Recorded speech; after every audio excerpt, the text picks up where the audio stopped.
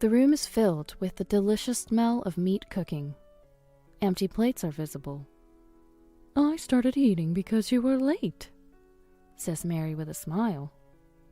"I was hungry, so I ate first. Surprisingly good, despite how it looks, haha," laughs Tom, beer in hand. What do they mean? Isn't this the fancy meat I bought for Jim's celebration? But they ate it first. Why are the plates empty? There's nothing scarier than a grudge over food. Something inside me snaps. Children grow up so fast. One moment, they're a baby who can't even hold their head up, and the next moment, they're walking and talking. Before you know it, they're in elementary school, and then suddenly in middle school. The dizzyingly busy days of parenting have somehow become much easier. But it's not over yet. Yes, it's now time for exams. Jim, an 8th grader, is gearing up for his exams.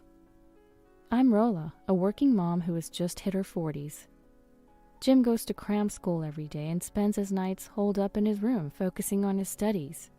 He's working hard to get into a high-level high school he really wants to attend. As his parent, all I can do is create an environment where Jim can concentrate on his studies. If he wants to go to cram school, I provide the money. When Jim is studying, I use headphones for the TV.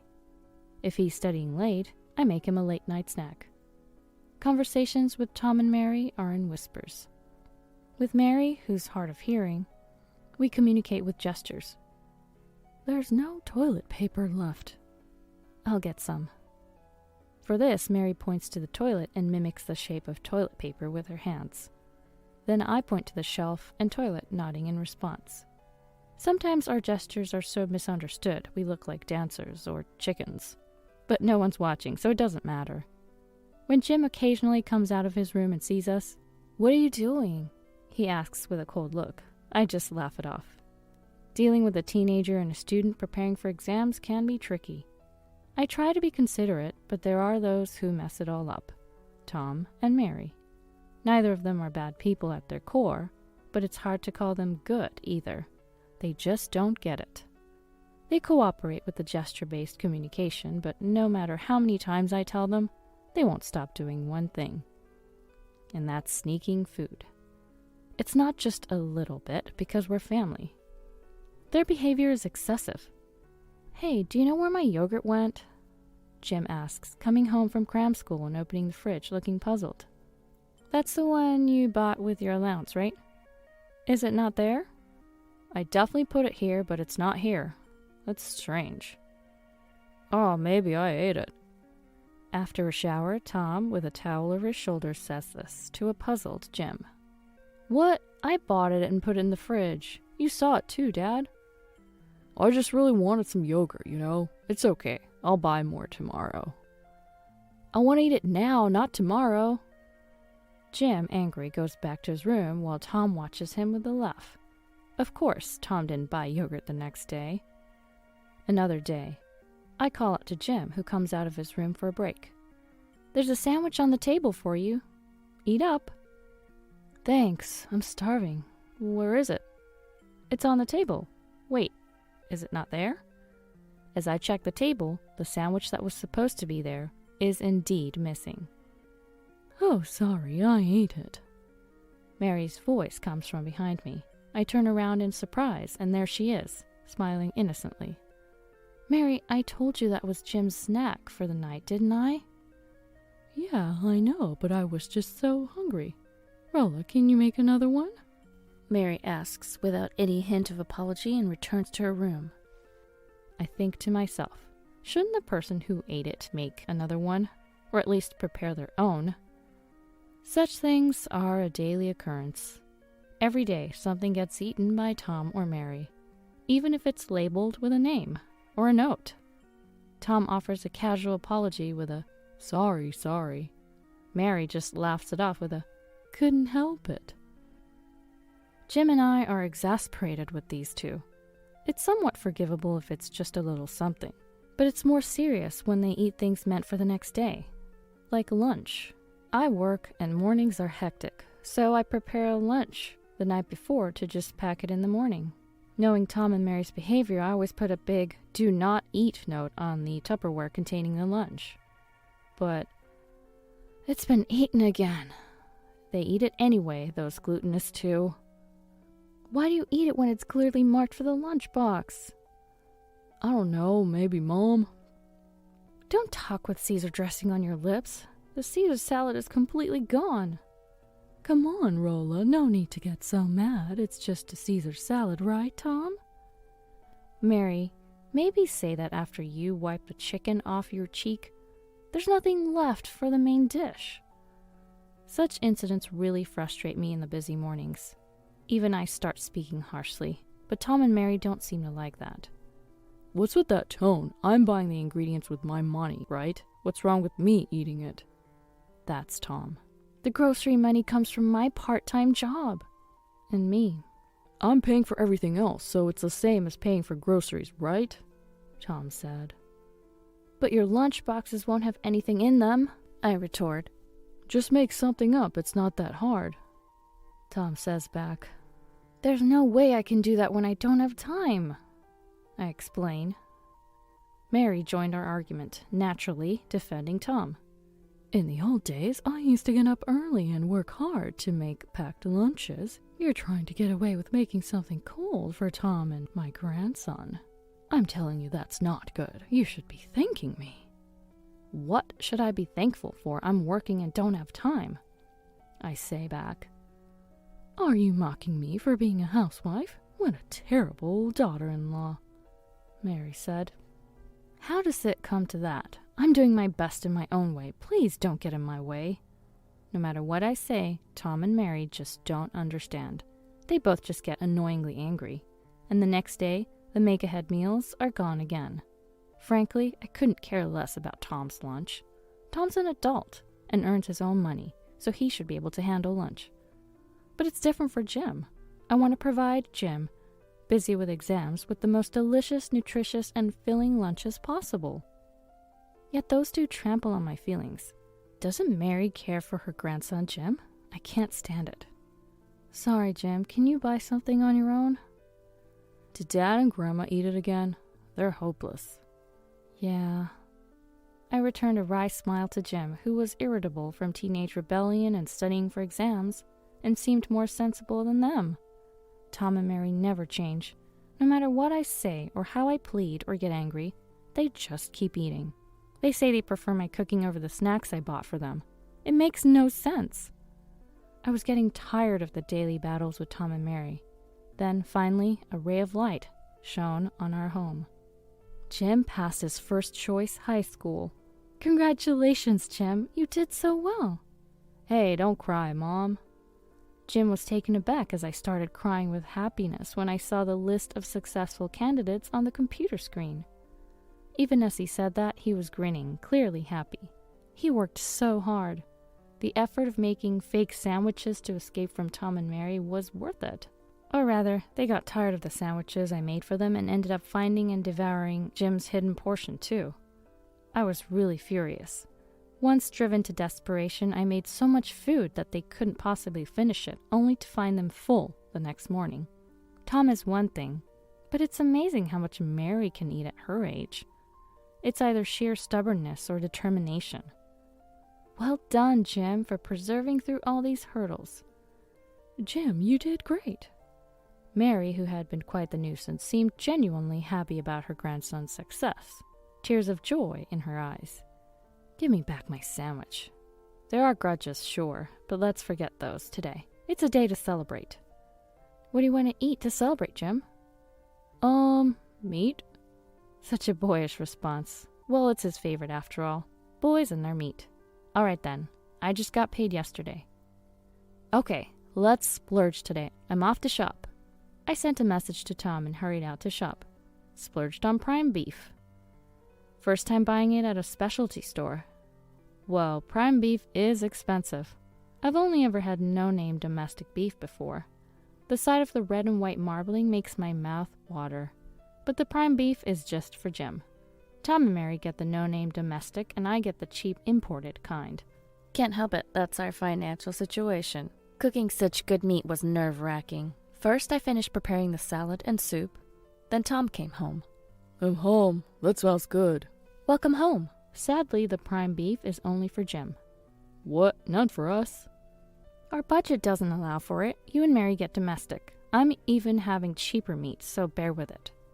What's that? So stingy. I wanted to tell him to pay for it himself, but held back.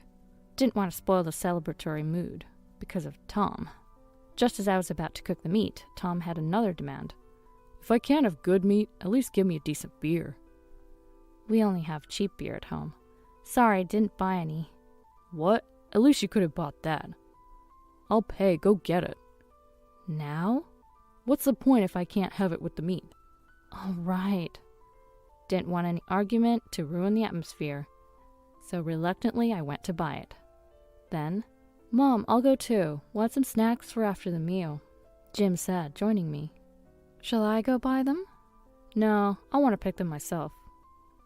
When was the last time I walked alone with Jim?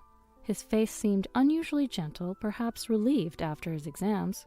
Walking with him, I almost teared up, remembering his childhood. True to form, Tom and Mary did not disappoint with their predictable behavior. We felt something was off the moment we entered home after shopping. What's this smell? Jim, who entered first, noticed it. Huh? Is that the smell of meat cooking? I realized it too. The uncooked meat was somehow emitting a savory aroma. What's going on? Rushing into the living room, we found... Welcome back. We got hungry and started eating since you were late. Mary, smiling. You were late.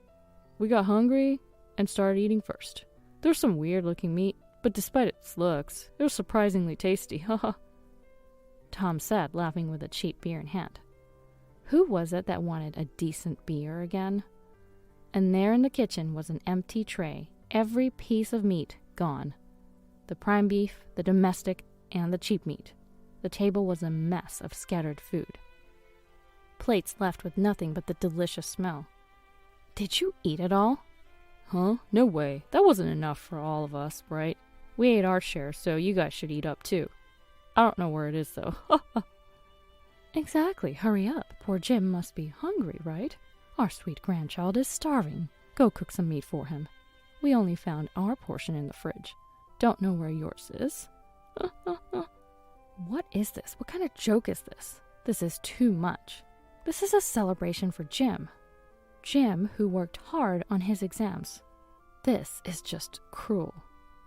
The worst thing at the worst time. My meat is one thing, but the meat bought for Jim, who tried so hard, is now gone.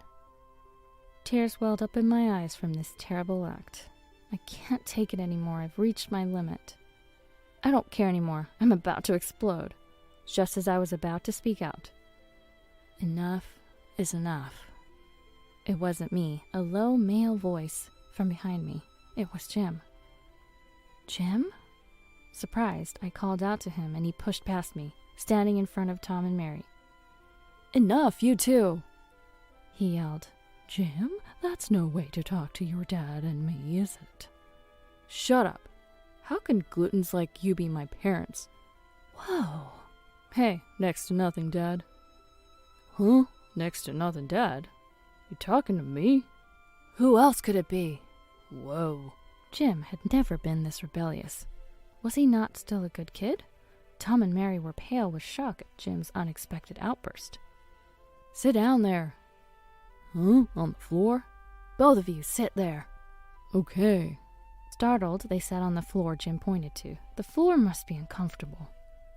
Jim, Quiet. Don't speak until I say you can. Yes. Mary, utterly defeated.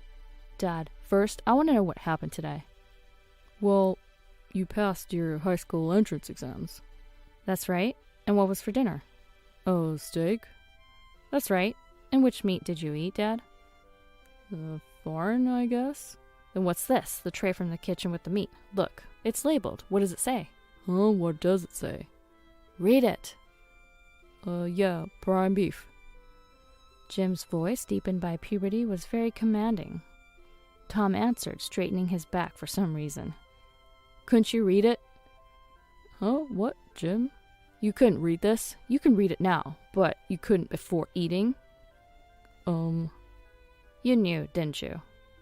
Huh? That this was prime beef? The meat Mom bought for me?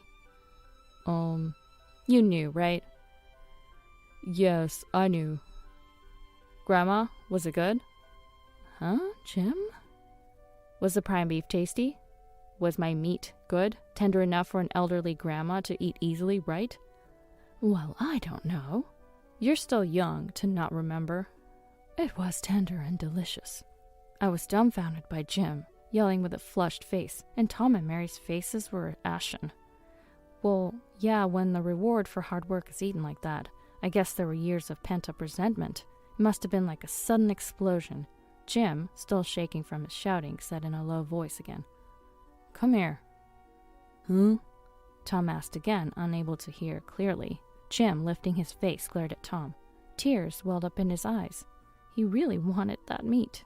Go get some more prime beef from Texas. Prime beef from Texas? Can't we just get it from a nearby grocery store?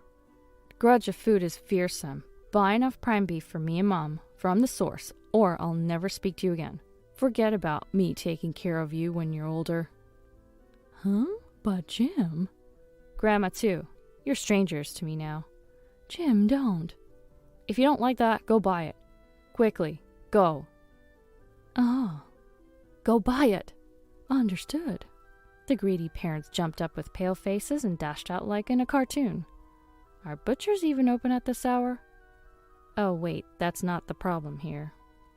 Food grudges are scary. Later, I took Jim to a restaurant to celebrate properly.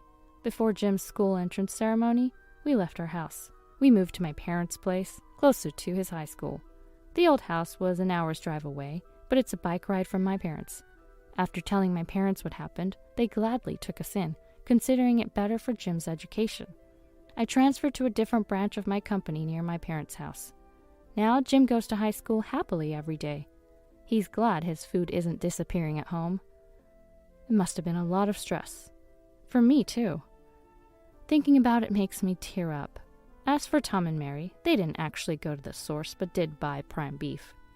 But Jim's anger didn't subside. Neither did mine. They frequently brought prime beef to my parents' house as an apology. So we had prime beef forever. Before I could tell them to stop, they probably ran out of money. They keep calling and messaging to apologize, but I haven't forgiven them. Jim will probably continue going to high school from my parents' house until he graduates. If he gets into his desired university, he plans to live alone. He says he won't return home anyway. Tom and Mary are pale about this near estrangement, but it's their fault. Even kids know not to take other people's things. What's done is done. For me, I'm happy to provide Jim with delicious lunches and meals without Tom and Mary's interference. I get to take care of my parents, so I'm very satisfied. If Jim doesn't return, maybe I don't need to either. Not sure if we'll divorce or reconcile, but I'll never forgive what was done. Even if I live with Tom again, I'll keep bringing it up. I don't think Tom could withstand that. He needs to learn how scary a food grudge is.